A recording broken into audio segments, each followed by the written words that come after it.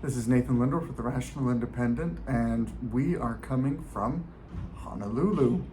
Small perk of the job, every once in a while I get to do an install in an exotic location. But new location, same nonsense. We are still talking about Trump. But there's a particular article from Vox that I thought it might be worth us chatting about. It is an article entitled "The Constitutional Case that Donald Trump is already banned from being president." Subtitle: Two conservative lawyers make a strong 14th Amendment argument, but the politics of their theory are very, very dicey. Okay, so we're clearly making an appeal to those who think the Constitution is applicable, that we should look to the Constitution and follow its guidance, that it is the ruling law of the land, that it is the supreme law of the land. Therefore, we're making the case to a conservative audience, but we're doing it on Vox, which we all know conservatives love to read. Donald Trump, already banned from being president. Something about the 14th Amendment. Let's dig in, find out what's going on. Two conservative legal scholars, members of the Federalist Society in good standings, have just published an audacious argument that Donald Trump is constitutionally prohibited for running for president, and that state election officials have not only the authority, but the legal obligation to prevent his name from appearing on the ballot. The legal paper, centers on Section 3 of the 14th Amendment, a provision that limits people from returning to public office if they have since engaged in insurrection or rebellion or given aid or comfort to those who have. Honestly, it's a lot of blather from there. That's the heart of it. So let's talk about it, try and be a little more focused. I get the feeling that the election of 2024 is going to hinge on the American people's judgment about President Trump's behavior between November 2020 to January of 2021. And it's frustrating that that's the case because that is a murky period of time. And by murky, I mean there's a lot of conflicting reports. There's a lot of opinions written about selective slices or written from a selective point of view, difficult to come to a clear-cut conclusion about that period of time. But let's talk about it. November 2020 is when the election occurred. The core of the period of contention is November 2020 from the election to January 6th when the ratification was complete. There was some other nonsense on both sides of that time frame, but that's the core time frame. And what it really boils down to is, I have my own analysis of these events, and we've talked a little bit about it over the course of these videos. I've shared my own thoughts and opinions. That's all well and good. We're all entitled to our opinions. But here's the core of it. If you let them, the left will use the media machine and use the use the criminal justice system and use the power of the federal bureaucracy to make it so that their favored candidate wins, and those who do not bend the knee to the altar of the permanent bureaucracy never get elected. And they will do that in perpetuity. If allowed, there are people who are in power who will subvert the regular order of the republic. And I say will subvert, perhaps it'd be better to say will continue subverting the regular order of our republic for as long as they can get rich and gain power doing so. That's one hand of this. On the one hand, you have the cohesive narrative that creates this picture of a lawless, dictatorial, chaotic person who thrashes against the constraints of the law, rails at the sky at all of the many perceived slights against him. You could paint Donald Trump as a Hitler writing Mein Kampf type character. Someone who is saying, I have been wronged by the power structure. I should be in power so that I can save all of these good people from the terrible things that are going against them. I'm struggling. Mein Kampf, my struggle. I've never read the book, but that's, I think, on the general vein. And if you paint him in that light, then you could make the case and say, this man is not electable. He doesn't deserve to be president. Frankly, the only reason he was ever president in the first place is because the Russians interfered with our elections in 2016, which I think it's kind of interesting that you can spend 4 years undermining the legitimacy of the last election and then seek to imprison someone for trying to undermine the legitimacy of the next election. But, we have convenient blind spots there. But if you look at things from just a certain point of view and you frame it just right, and you have a bunch of people shouting in unison, you can probably convince a bunch of people that Donald Trump is this lawless, chaotic dictator who's trying to steal back power by any means necessary and is conspiring to break the law 100 different ways, all so that he can stay president, because that's what bad guys do. And I think there's a big chunk of the American public that believes that narrative. And that's problematic, to say the least. Why did I go there from this paragraph talking about the 14th Amendment, Donald Trump being banned from being president? Because in order to make this argument, the 14th Amendment argument, what you're really saying is that Donald Trump's actions from the November election to January 6th were the equivalent of Civil War rebellion, of secession from the states, of armed conflict between the states, of seeking to overthrow the constitutional order of the Republic by dismantling the Republic. You're drawing a parallel between those two things, an equity between those two things. And you're saying that Donald Trump's behavior was that bad and therefore qualifies as someone who's committed acts of rebellion or aid of those who have been in rebellion from an amendment of the Constitution that is a Civil War era, post-Civil War era amendment to the Constitution. That's the argument that you're making. You're making parity between those 2 points.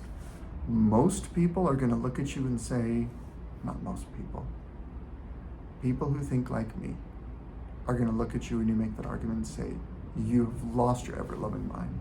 You've gone around the bend. We've talked a little bit about this, but the penultimate, the key piece of evidence that they have to paint Donald Trump as an insurrectionist and someone fomenting rebellion is January 6th. What happened on January 6th? If you look at it from a carefully curated frame, you see people running and walking and acting disruptively inside the U.S. Capitol building. You see people putting their feet up on desks, people tearing down lecterns, people dressed provocatively in barbarian outfits. You see a lot of that. Separately, if you edit it together, because you got some Hollywood people, you see some chaos outside the building. You see crowds rushing the building, somehow closing with the building and not being kept away from the building itself. You see crowds seething and smashing into the building. You see impromptu weapons, poles and barricades and flags, etc., being used to hit each other, to hit the police, to hit the building, etc. And if you're not paying attention, you put those two things together. You think, okay, well, if I'm seeing this, then what makes sense is a crowd of rioters, a crowd of protesters were so incensed by Donald Trump's speech. Let's give him the benefit of the doubt. Let's draw the whole thing together, because that alone is not enough to make Donald Trump into someone who fomented rebellion. You have to lay it at his feet.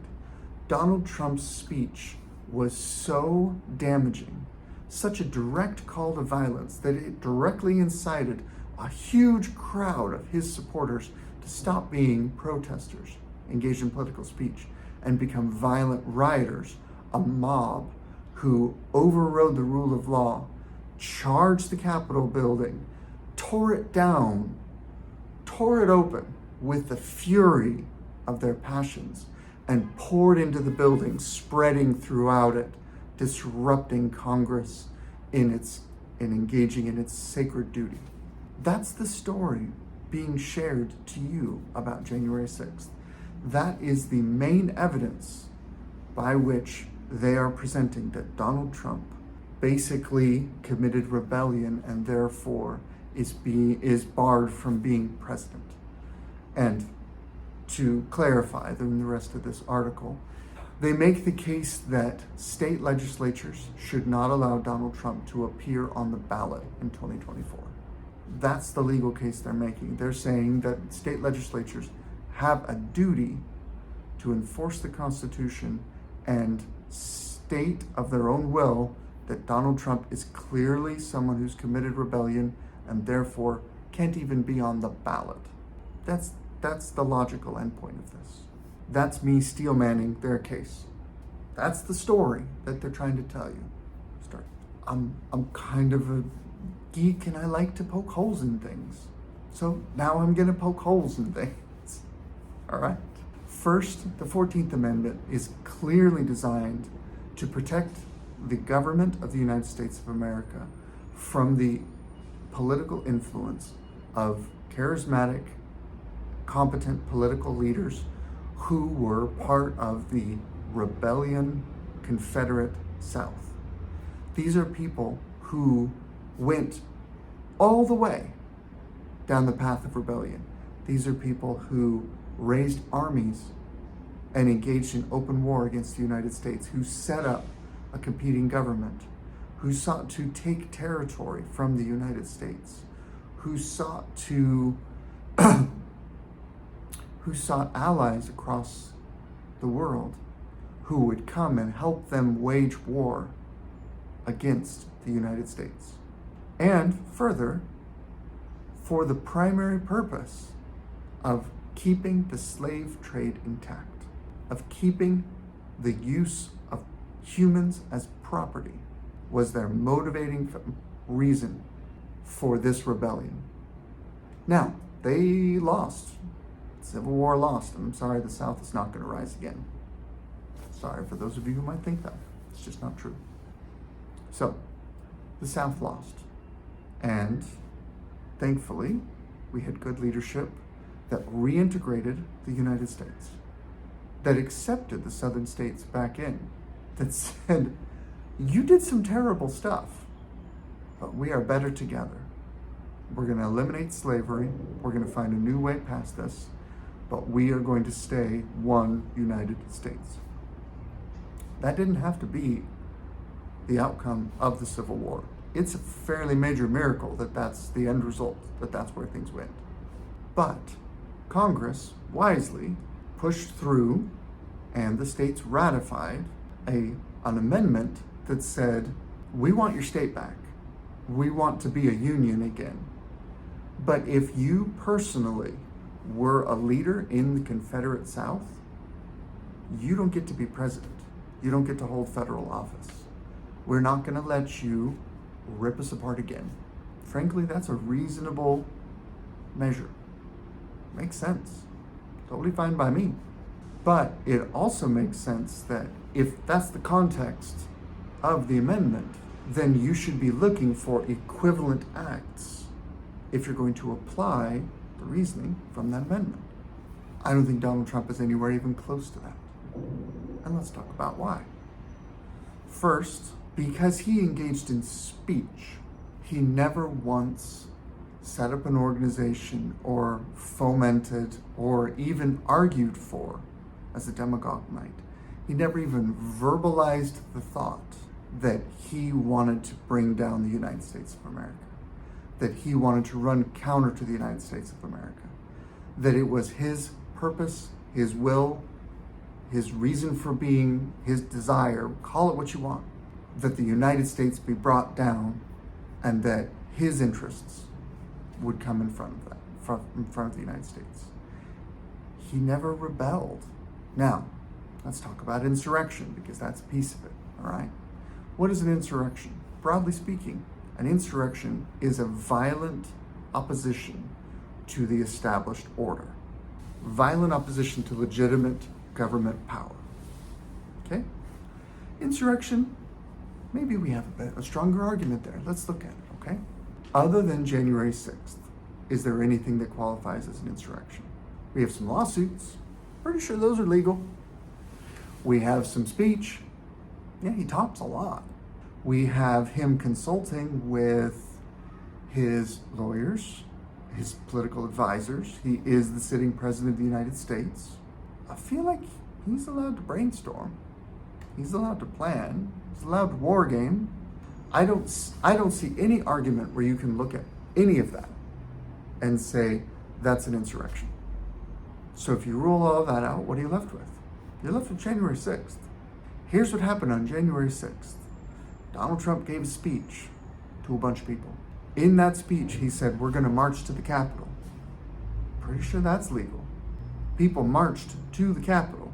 Donald Trump did not. Donald Trump separated from the group.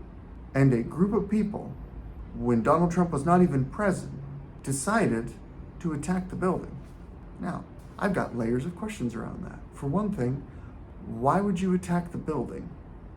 Nothing Donald Trump had said or did involved attacking the building. There's nowhere where he called for that violence. Unless you want to take words out of context and snippet out little quotes and twist words, you can't even come anywhere even close to that. And there's plenty of things where he, in plain speech, said peaceful, where he said speak, make your voices heard, fight for your country, in the context of a political fight, a political contest. That's very tame political rhetoric. Why were the barricades torn down? Because the barricades were torn down before the body of protesters made it to the building, which allowed the body of the protesters to get all the way up to the building before running into any resistance. Why were there not enough police there? Well, we've talked about this. The Democratic Speaker of the House was in charge of the Capitol Police. The Capitol Police have thousands of officers and the ability to call on reinforcements from thousands more in the surrounding cities. Why is it Donald Trump's fault that a different branch of government didn't protect their building? If you say it's Donald Trump's fault that he didn't protect the Capitol, then you're unwilling to look at the flip side where, let's say he calls out the National Guard or brings in the army or whatever you want to call it, and he rings the building with troops and tanks and barbed wire and dogs and security fences and you name it.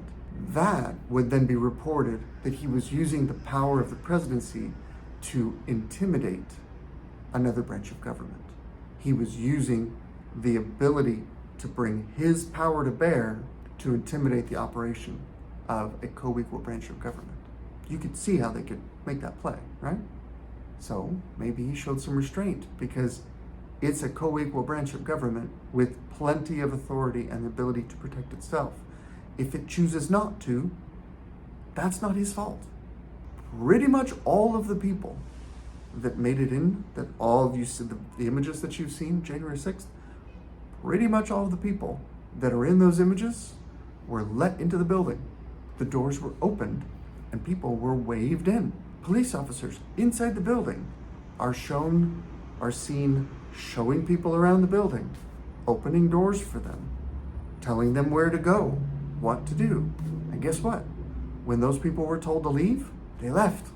And because I'm getting tired of hammering home the same point, so I'm just going to make this my final quintessential point. The point I cannot be budged from. You cannot have an insurrection or rebellion without weapons. I'm not going to budge on that. Nobody decides to stage an insurrection. Nobody decides to rebel against the United States and doesn't bring any guns. That's not a thing. That's never been a thing. Look, all through history, anytime a group of people said the government is in the wrong, we're going to fight them about this, the first thing they do is gather all the weapons they can find or go try and raid a weapons stockpile. That is the nature of the beast here. And yet on January 6th, it didn't happen.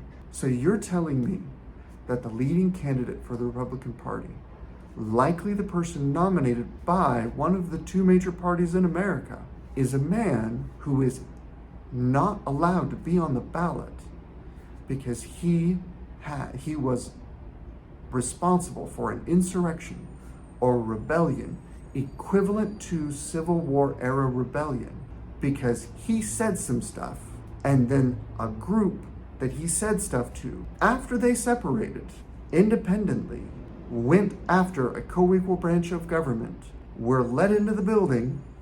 There was some ruckus outside, which pales in comparison to what Black Lives Matter and the protesters of Antifa and all of that stuff compares.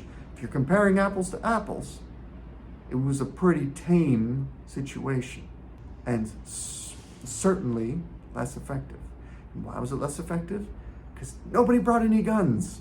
People who listened to Donald Trump give a speech and then went and got rowdy and got violent with their hands and their words outside of a building, okay, with no weapons, and therefore evidence of no pre-planning, those people, those actions disqualify Donald Trump from being president. That's the argument that you're making. I do not understand the world we live in and why these such people are taken seriously. But that is my Reddit rant for today. Good luck out there.